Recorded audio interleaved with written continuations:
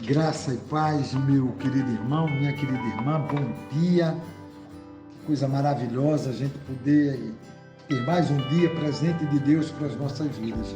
E hoje eu quero dar continuidade a esse mover de Deus no meu coração de trazer fé, para a gente pensar um pouco sobre fé. Uma fé que nos leva à obediência a Deus. E essa é a fé que move a mão de Deus nas nossas vidas. Quero aqui lembrar lá de 2 Reis, no capítulo 5, verso 1, a história de um capitão do exército do rei da Síria. Ele era um grande homem diante do Senhor e de muito respeito, porque ele, o Senhor, dera livramento aos sírios. E era esse homem herói valoroso, porém leproso. Essa era a situação de Naamã, um homem que tinha o status do grande homem, guerreiro, general, porém ele tinha algo que o envergonhava, que deixava ele triste, que era exatamente uma lepra. Ele gozava da condição de capitão, ele gozava da condição do exército do Sírio, todo debaixo do seu poder. Porém, meu querido, ele não sabia como ter a vitória sobre a lepra que ele tinha. E é tão interessante que quando a gente tem fé, a gente tem que ter ousadia.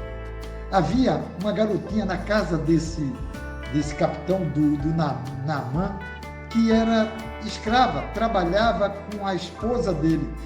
E ela, quando via aquela angústia daquele homem, ela chegou para sua ama, para a esposa de Naamã, e disse: olha, se meu Deus, se meu Senhor conhecesse o meu Deus, ele ia ser curado. Olha que ousadia dessa menina.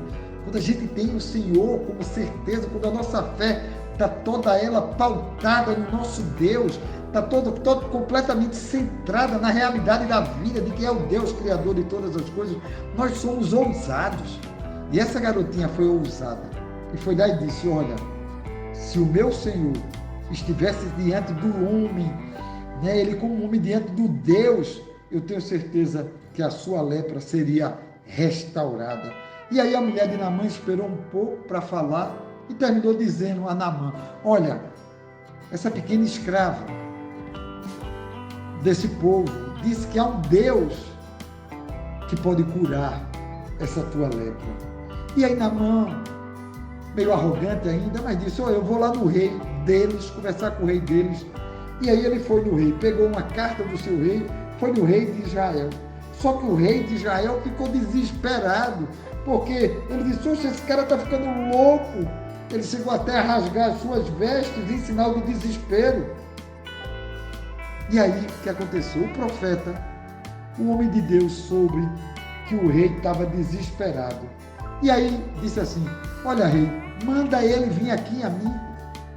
E aí o rei disse: olha, siga o caminho e procure o profeta.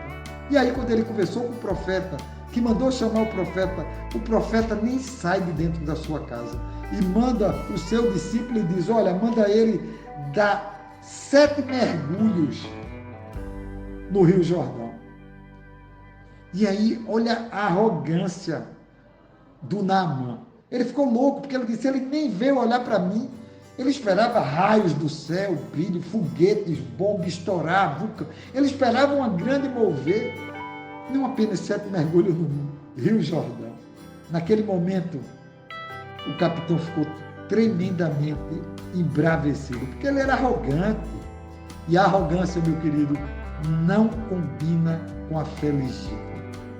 A fé legítima no Senhor é uma fé de humildade. É uma fé que vem por princípio da sabedoria, o temor a Deus. Não é o temor de medo, mas o saber, o respeito de que Deus é o Deus criador de todas as coisas, que Ele é o Criador e que nós somos apenas simples criaturas. Uma fé, queridos, que move a mão de Deus, é uma fé que nos leva à obediência. A Bíblia diz que ele ficou indignado com esses 7 mergulhos, até porque ele achava que na Síria tinha rios melhores do que o Rio Jordão. Mas o soldado, o subordinado dele, olhando, vendo que ele estava meio assim, aí foi conversar com ele e disse: olha, se por acaso o profeta tivesse te ordenado uma coisa difícil, Senhor, O Senhor não iria fazer? Então por que não fazer essa fácil, essa simples? E aí a palavra de Deus traz que Naamã deu os 7 mergulhos. Cada mergulho que ele ia dando, a lepra ia se findando, até que a Bíblia diz que ele ficou com pele, que ele ficou com a pele dele como pele de bebê recém-nascido, de tão maravilhosa que foi o milagre que Deus fez. Isso é tão interessante. Por quê? Porque a gente aprende que a fé vem pelo obedecer, querido. E obedecer o quê? A palavra de Deus. Aquela menina foi no profeta, ou indicou o profeta, e o profeta disse: vá, mergulhe 7 vezes no Rio Jordão. A arrogância de Naamã quase lhe roubaria a bênção do milagre. Eu quero me lembrar aqui de um homem chamado Saul, que foi o primeiro rei de Israel. E ele, de forma desobediente, ele fez um holocausto para uma guerra que ele ia enfrentar os amalequitas. E foi tão interessante que Samuel, quando viu isso tudo, chamou ele e disse: tem porventura o Senhor tanto prazer em holocausto e sacrifícios, como se obedecesse a sua palavra? Eis que obedecer é melhor do que sacrificar. Obediência, meu querido, é o segredo da fé que move o coração de Deus. É na obediência que a gente consegue fazer a vontade de Deus. Se alguém me ama, guardará a minha palavra, e o meu Pai o amará, e viveremos para ele e faremos nele morada. Palavras de Jesus. Eu e você, meu irmão, precisamos obedecer. Nossa fé tem que nos levar a obedecermos ao Senhor. Uma fé que move o coração de Deus é uma fé de obediência. Lembro-me aqui de Deuteronômio 28, no capítulo 2, quando diz assim: todas essas bênçãos virão sobre vocês e os acompanharão, se vocês obedecerem o Senhor, o Deus de vocês. É na obediência, meu irmão, que a nossa fé é desenvolvida no Senhor.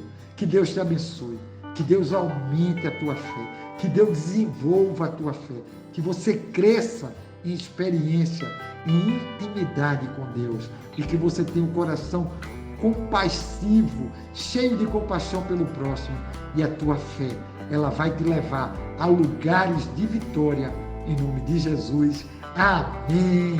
Deus te abençoe, meu irmão. Deus te abençoe, minha irmã. Um dia de paz, um dia de alegria, um dia de vitória, em nome de Jesus. Amém, amém e amém.